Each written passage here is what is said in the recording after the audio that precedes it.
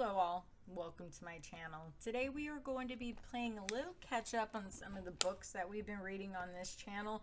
I know I've been meaning to get to them lately and life's been crazy. I've been busy. Hey, you know, it is what it is. We're reading from TankGirl Armadillo, a novel series written by Alan C. Martin. And today we are going to be reading chapter 33, 1973. If you haven't done so already, hit that like button, throw on a subscribe if you aren't a part of us, and thanks for joining, and let's get to it. By the way, I also wanted to say sorry for this taking so long. Honestly, there's been a lot going on. I know I said I'd do this Saturday, and it's like fucking Wednesday now, but hey, here we are. Apologies, at least you have some live streaming shorts to keep you busy while you're waiting. I tried to start recording and I'm in the middle of baking brownies, edible brownies, and I almost burnt them. You know, I'm not waiting for losing. Really or not, you know? Look at these little book holders. Aren't they cute as hell? I just love them. Boom. How handy dandy is that? I gotta make these so I can sell them because these seem like a really cool idea. What do you think? Would you buy them? Leave a comment. Got about 8 minutes before that thing's gonna start beeping off. So, let's take care of our addictions and fucking read a chapter, shall we? Actually, it's more of a poem for this one, so here we go. Alone in the Outback, Christmas Day and Boxing Day. I was just a little girl, not old enough to look after myself, stumbling around, tripping over snakes, sitting down on spiders, throwing crumbs to the vultures. I could have perished in the heat, could have died of thirst, could have bitten by a poisonous creature. No one gave a shit. They were all too drunk and stupid. It was Christmas gift that saved me. A book, secondhand, an annual. They only have annuals in Britain. It's an item particular to those islands.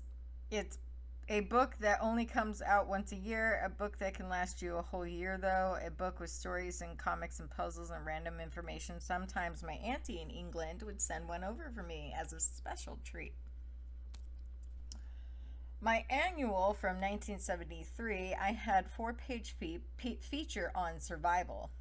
How to make a camp, how to find roots and bugs to eat, how to find water, how to make traps and weapons, how to stay alive in a hostile environment.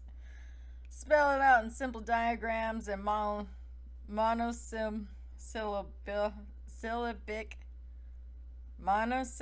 vocabulary. And a funny cartoon about a kangaroo. Just what a 3-year-old needs when she's waiting for her mommy to sober up. Alright, so we've already gotten through chapter 33, 1973, so now we're going to read also chapter 34. This one's called Pub Quiz, so we're doing a twofer on this one, okay guys, you know. Thought why not, that was too short, and I wanted to do a sweet session. This is only a little bit too, so it's not that bad. Stick with me, here we go.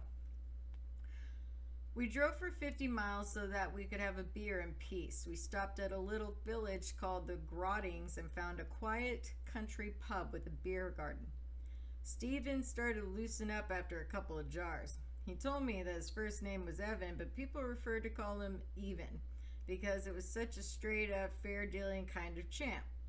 I told him that I was called TankGirl because I drove around in a tank and I had tits. Soon we were laughing and getting good and drunk, and I apologized for threatening to blow his brains out. He told me to forget about it and went inside to get another round of booze. I was thinking that Evan Stevens could be a very powerful ally. I had to get that guy on my team. He came out of the pub with another tray of beer and announced that there was a Boxing Day quiz just about to start inside. We scurried in, found a table, and paid our entry fee. We thought it was going to be a cinch. With our combined brain powers and all, how could we lose? As far as we were concerned, the prize money was already in the bag. But the first question was a real stumper. True or false? Rodney Trotter and Mickey Pearson from TV's Only Fools and Horses were first seen together on the screen as background mods in the film Quadrophenia? Shit, I said. It's been years since I watched that movie. I can't fucking remember. I know it's got some guy from Metal Mickey in it for sure. Fuck it. Put down true. Then the second question really upset the apple cart. Name 2 60s acts that charted with songs called Daydream. I scratched my head and puzzled away. Even Stevens drew a complete blank. I can only think of one, he said. Yeah, I agreed, but that's because there was only one. Hang on a minute, I'm gonna have this up with the quizmaster. I went up to the end of the bar where the quizmaster was sitting with his microphone, vino, and quiz books. I could instantly tell that the guy was a complete geek. Hawaiian shirt, espadrilles, canvas trousers, and at half-mast, and an unkept Magnum-style mustache. The marks of a man who wants to look like he's on permanent vacation.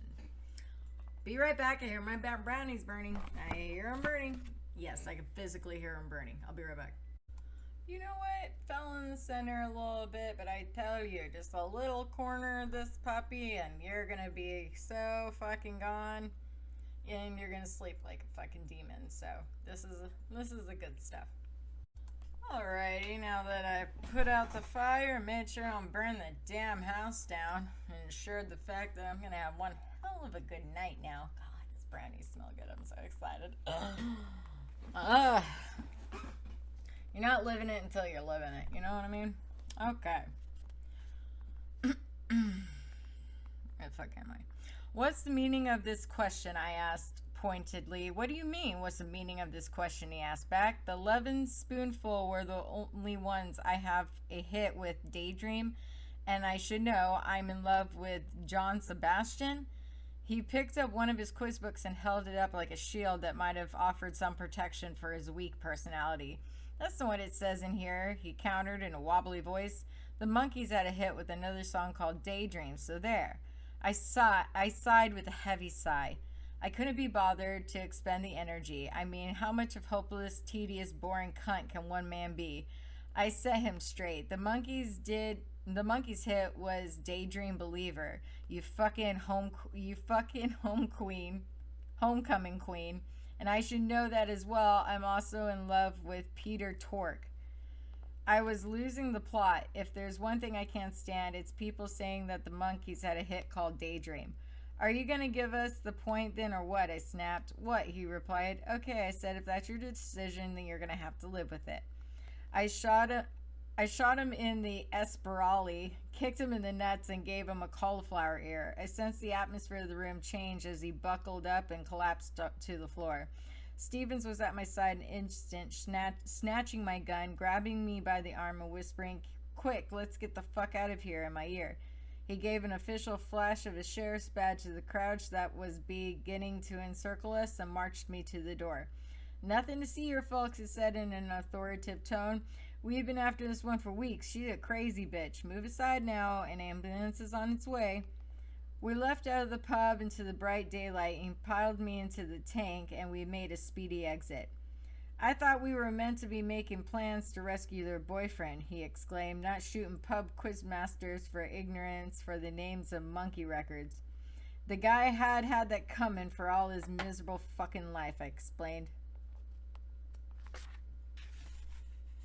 "I think," said Stevens, with more than a hint of sarcasm, "I'm beginning to understand you a little bit more about the inner you." "You'll never fucking understand me," I said defiantly.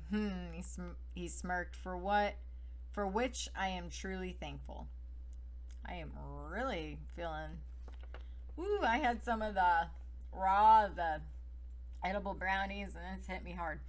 The next chapter is going to be chapter 35, Slipping Away. And that looks like an actually pretty good chapter. So I feel like it's going to be maybe potentially a one chapter next time. Where the fuck did my bookmark go? Bitter batter.